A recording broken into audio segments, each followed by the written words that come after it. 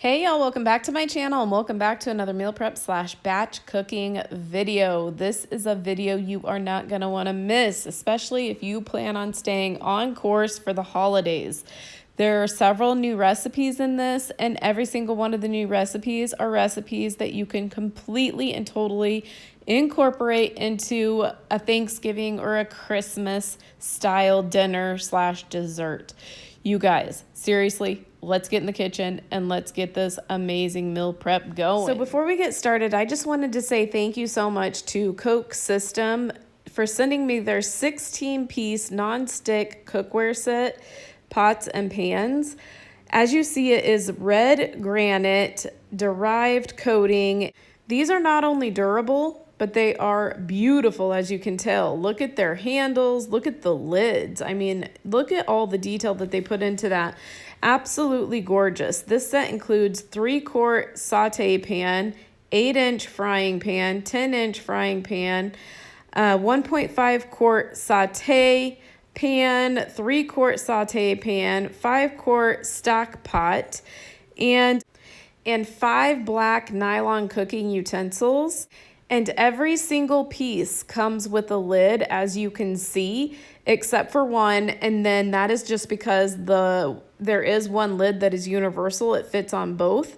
So absolutely gorgeous. When I used these in my meal prep, I was very impressed. Like I said, not only are they beautiful and durable, nothing stuck to them. I mean, I cooked cheese in there. You can make sunny side up eggs in there. Nothing is gonna stick. I promise you. I've used these several times now. I fell in love, and they're at an amazing price. I will have all the details in the description box below, but if you want to save $10 on this right now, then definitely go check them out. Again, thank you so much to this company for sending me this. I greatly appreciate it. All right, so the first thing on the list is going to be boiled eggs. I haven't made boiled eggs in a hot minute. I always make them in my Instant Pot, and I put 1 cup of water at the very bottom of it. I'm only boiling 10 eggs because that's all we really need. Make sure you put your Instant Pot on sealing. I just press the egg button, and that's it. I let the Instant Pot do the work. Once it is done, I do a quick release. Then I put those eggs in an ice bath. I leave them in the ice bath for 5 minutes. So that way they are nice and cold when I go to try to peel them. Let me just tell you, the Instant Pot and boiled eggs is like a dream come true. These peel so beautifully. So I just put 2 in each bag so that way people can just grab and go when they go to work. I did that with 8 of them, and then 2 of them I'm going to make a different recipe with, and I will show you what I'm going to do with them. I've made it before on my channel. Next up, we are making a family favorite, and I have not made these in a long time, so it is time. We are making sausage balls. So sausage balls are so simple. You just take 1 pound of sausage of your choice, 1 cup of almond flour, 1 cup of cheese. So I did about 3/4 cup of that cheddar cheese, and then I did about 1/4 a cup of Parmesan cheese. Doesn't matter what kind of cheese, you pick your cheese. You can even do more cheese to taste. 1 large eggs, 2 teaspoons of baking powder, a little bit of pepper, garlic, and onion powder, and you are well on your way to one amazing sausage ball. I go in with my handy dandy hands that God created for me and just mix away. Once they are mixed, you just make little tiny balls. I mean, I usually make anywhere between 25 and 30 balls. This time I made 30, and it is literally that simple, you guys. Make sure that you preheat your oven to 350 degrees. Look how beautiful they are. Just wait until they're done. Oh my gosh, your family is going to thank you. But you're gonna wanna cook these anywhere between 20 to 25 minutes. I actually left mine in there a couple minutes too long, but you know what? That's the golden thing about these. It really doesn't matter. They're still so good, and they still got gobbled up like nobody's business. I'm telling you, you guys, You are going to be the star of the household if you make this for your family. All right, so we have another family favorite. We are going to be making tuna egg jalapeno salad. Yum. All that in the same sentence. Like, how is that even a thing? So good, so delicious. This is one of not only my favorites, but this is one of Oscar's favorites as well. So I just add 2 boiled eggs. So this is the recipe I was talking about when I said I was saving a couple of those eggs for a recipe. I add 2 boiled eggs. I just use my handy dandy egg slicer. That was 1 diced up jalapeno. I did seed it. I took the veins out, obviously cleaned it, and then I added 2 cans of tuna. And just remember, if you're not a jalapeno fan, just leave that out. I mean, you could add celery, you could add peppers, you could add whatever you want. Then I put in there a pretty good scoop of mayonnaise, a pretty good scoop of sour cream. I mixed the 2 of them because those 2 together are delicious, as well as a little bit of mustard. And again, you can create this to your liking. I like to add seasoning, so I add a little bit of salt and a little bit of pepper and then mix away. And that is just a super simple, again, protein-packed lunch that you can take with you to work. A lot of people ask me how I eat this. I either put it in a low-carb tortilla, you could put it in a romaine lettuce leaf, you could put it on celery, in a little baby pepper. So good, so delicious. Next up, it is soup season. So I'm taking, that is around probably 2.5 pounds of ground beef. You can do 2 pounds of ground beef, but we are going to be making some taco soup in the crock pot. As you see, I'm using those Koch pans. Those things are awesome. Love them. Use my little meat masher. We're going to put in there around 2 pounds of cream cheese. That's cream cheese that I actually froze because I didn't want it to go bad. And when you freeze cream cheese, just to give you a heads up, you probably want to cook with that cream cheese rather than put it on a bagel or something, keto bagel. I am going to use that entire 32 ounces of beef broth, 2 cans of Rotel, and that homemade taco seasoning. That homemade taco seasoning would probably equal around 2 packets of taco seasoning.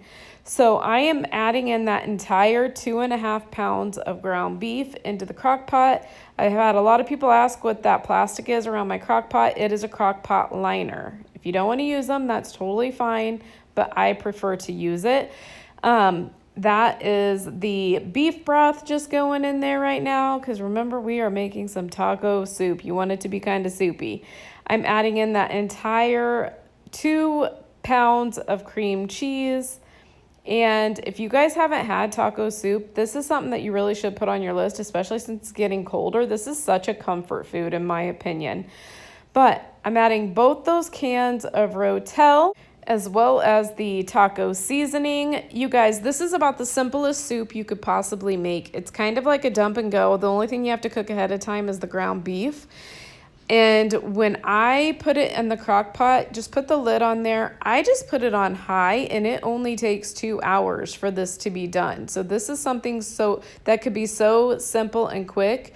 And look at that goodness. That is a lot of protein as well. If you need to get your protein in, this is a great way. It has the proteins and the fats that you need on the keto diet. Next up is a perfect dish for the holidays. So this is Keto Mac N Cheese, but it's more like kind of like the homemade type. It is so spectacular. I promise you this is going to be on my meal plan for the holidays for sure.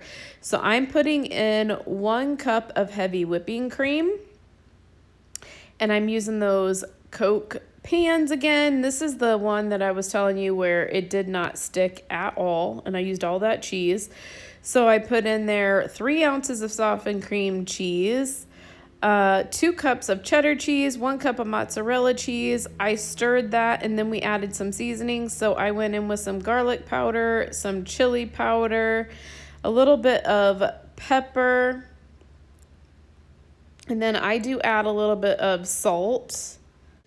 So the original recipe said you can add bacon to this as well. I personally did not because I didn't have any bacon thawed out, but this would be really good with bacon as well because everything's good with bacon.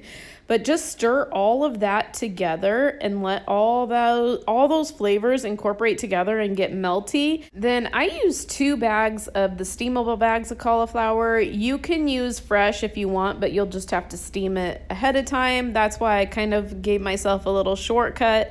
Already cut up, all I gotta do is steam it. In my opinion, easy sometimes wins the prize. So then I just sprayed really well a 9x11 pan. You know, use whatever size pan that you want, a little bit of a larger one. But I just spread that out, and then we are going to make the topping. So we're gonna put a topping on there. I just used hot and spicy pork rinds. I just went in with my handy dandy kitchen hammer, basically crunched those up. They're the baconettes, the hot and spicy ones, as well as I went in with some Parmesan cheese. I'll have the original recipe with all the ingredients and all of the measurements and stuff down in the description box below if you guys are interested. I ended up adding a little bit more Parmesan cheese and then around a tablespoon of butter. Mixed all of that up so that way the butter is, you know, coating all of it. And then I just sprinkled it over the top of the mac and cheese, and make sure you incorporate it well. You know, you could add less than what I did, you could add more than what I did, make it your own. I preheated the oven to 375 degrees. You're going to want to bake this for around 18 to 20 minutes. I baked mine for about 20 minutes. That's how it came out. I promise you, even your pickiest of eaters are going to love this. As much cheese and stuff as it has in there, cheese is always good. My middle son, he even loved this, and he's not a huge vegetable person. This stuff is so good. Again, this is going to be on my meal menu for the holidays. Next up is a great dessert recipe idea for the holidays, and it has coconut flour instead of almond flour. I know some of you guys ask me about that, and I don't use them very often, but here you go. So the first thing I'm going to do, that is a little over a half a cup of monk fruit. They say to use allulose, but I personally think allulose is sweeter than monk fruit, so that's why I added more. To half a teaspoon of baking powder, 1/4 a teaspoon of sea salt, a half a cup of coconut flour, and 1/4 a teaspoon of xanthan gum. Then I just mix the dry ingredients up together. 1/3 cup of butter, and I am going to put in there a half a teaspoon of vanilla extract, as well as 2 eggs. Don't think you need to remember all this because I will have the recipe link in the description box below with all of the ingredients, all of the measurements, the whole 9 yards. You're just gonna wanna mix that up together. And once it's done, I just take a really small cookie scoop and I scooped it out. Use the palm of my hand to flatten it out a little bit because the recipe does say that it will not spread out. And I think it's supposed to make like 16 cookies or something like that. Yeah, 16 cookies. But I ended up getting, I believe, like 20 or 24 out of that. We're going to bake those at 350 degrees. While they were cooling, I went ahead and took some semi-sweet chocolate chips. I'll show you what I'm going to do with these. I microwaved them in the microwave. I put them in there for 30 seconds, and it was good enough to melt them the rest of the way. I did end up adding, that was probably around a teaspoon of coconut oil, just to make the chocolate a little bit runnier so it's easier to dip the cookies into the chocolate. And I just take the cookies and I dunked them in the chocolate only halfway because I wanted it to kind of look pretty and presentable and stuff like that. But you know what? Anything dipped in chocolate is so much better. The original recipe actually gives you a cream cheese frosting that you can put over them. We're not real big frosting people, so instead I decided to do this. And then Celine had the idea of putting Lily's peppermint flavored baking chips on top of them. Oh my goodness, she's a genius, because I tell you what, look how beautiful they are. Look how pretty they are. And can you imagine laying those out at Christmas or Thanksgiving for the holidays? How fun is that? And can I just tell you, they are superb. Honestly, next time, I think I'm going to dip the entire cookie in the chocolate instead of only half, because it was So, so good. And then the peppermint chips on top just absolutely took this above and beyond. Last but not least is another dessert recipe idea. I think this would be perfect for Thanksgiving. So the first thing we're going to do is we are going to make a shortbread crust. It takes 1 1/4 cups of almond flour, 2 tablespoons of, I used brown sugar swerve, a 1/2 teaspoon of pumpkin spice. Then I mix the dry ingredients together, and when it comes to the swerve brown sugar, you almost kind of have to break it up, in my personal opinion. And then once all of the dry ingredients are incorporated, then I took 8 tablespoons of melted butter and put it in there. We're just going to give that a stir as well. Make sure that it kind of forms like it doesn't form like a crumbly crust. It's more of a moist crust. So once that is all incorporated, I went ahead and sprayed an 8 by 8 inch pan, and I just used my hands and flattened the crust at the bottom of that. But once you get it, the crust all at the bottom of that, you're gonna wanna preheat your oven to 350 degrees, and you're gonna cook that crust. So while that cooks, we are gonna start making the vanilla cheesecake. So it takes 2 8-ounce bricks of cream cheese, 1 tablespoon of vanilla. Yes, I said tablespoon, not teaspoon. And then 2 large eggs, as well as a 1/2 cup of confectioner's swerve, whatever kind of confectioner's powdered sugar you want to use that's sugar-free. Then I just go in with my hand mixer. You're going to want to mix that and mix that and mix that until it's light and fluffy. It does definitely get light and fluffy. Then we're going to set that to the side, and we are going to make the pumpkin layer. This is layers, y'all. So we are going to take 3/4 cup pumpkin. And then once we get that in there, we're going to take 1 teaspoon of pumpkin spice. And we are going to mix that together, but trust me, it's not going to be just the pumpkin and pumpkin spice, because we are going to take half of that vanilla cheesecake that we made, and we are going to mix that into the pumpkin layer. I'm telling you, isn't it getting better and better? We're going to go back in with the hand mixer, mix and mix and mix until it is fluffy as well. And then after that, we are making the pecan crumb layer. What kind of dessert is this? It sounds so good. Layers and layers of goodness. So we're going to take a 1/2 cup of almond flour, 1/4 cup of pecans that we chopped up or pounded out with our little kitchen hammer, as well as 1 tablespoon of brown sugar and 1 tablespoon of cinnamon. And then we are going to mix all the dry ingredients together. Again, I try to break up the brown sugar a little bit. I use the brown sugar swerve again. And then after that, we're going to take 2 tablespoons of butter, melted butter. I always melt my butter in the microwave. Mix that up, and it's going to be crumbly but moist. So this just sounds amazing, you guys. This is the first time I've ever made this, and it was so much fun to make too.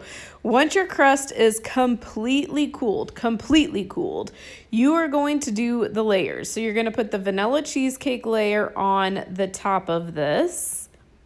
And just to give you guys a heads up, it's called Keto Pumpkin Cheesecake Bars. I don't think I said that in the beginning. But you're just going to spread that vanilla cheesecake layer out. Once you get that layer on there, then we are going to go in with the pumpkin layer.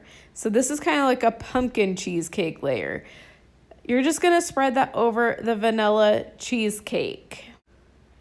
Then once you get the pumpkin layer on, you're just going to spread that out just like you did the vanilla cheesecake layer. And then we are going to move on to the pecan crumb layer.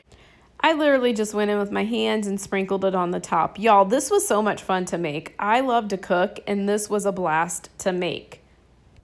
And then I forgot to record it right out of the oven, but honestly, I think this is better anyway. Right out of the oven, you're going to bake it at 350 degrees for around 30-35 more minutes. Again, I'll have all the information in the description box below with the link to everything that you need for this recipe. But I think this is even better recording it then, because I put this in the refrigerator. It has been in the fridge for several hours now. That is what it looked like when it came out. We actually already cut into it, but by the time I realized I did not record, Holy cow, I think it's better to record at this point because you guys get to see the yummy goodness inside of this thing. Before I let you guys go, I want to let you in on a couple of deal alerts. The first one is on Perfect Keto. Site-wide, everything is going to be 20% off. This is their Halloween sale. So it is running from Wednesday through Saturday, so October 28th through the 31st. So if you need to stock up or if you want to give their products a try, now is the perfect time. The second and final deal alert is on the Equip Prime Protein. So they have a promotion that is going to be hot. It is 50% off your first bag of Prime Protein when you start a subscription. This deal goes on from October 28th until Friday, October 30th. So Wednesday through Friday. Definitely take advantage of this. 50% off of the Prime Protein is huge. I will have the details to both of these deals in the description box below if you guys are interested. All right, so that is going to conclude this week's meal prep. I hope you guys are getting some inspiration and motivation and ideas from these videos. That is why I create them. However, you know what?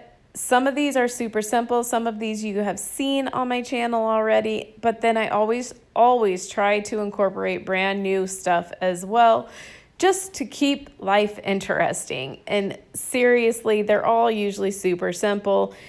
Keto and cooking does not need to be difficult. Even if you are a beginner, everybody can do most of my meal preps. I hope you guys are getting ideas for the holidays as well. I plan on throwing out ideas and different recipes that would go amazing with a meal plan for the holidays or desserts for the holidays. So I hope you guys are enjoying it. Take notes, make sure you're saving these recipes so that way when it is time to get down to the nitty-gritty and make your meal plan for the holidays, you have all the recipes that you need to let's set ourselves up for success. Like always, I'm praying for you, your family, and your country. Thank you so much for watching. I greatly appreciate every single one of you guys. And don't forget to go out there and make today even better than yesterday. And I'll talk to you in my next video. Bye. On my own, but I don't know why. You hit the road, but you don't realize I won't look back when you're around. I won't think twice when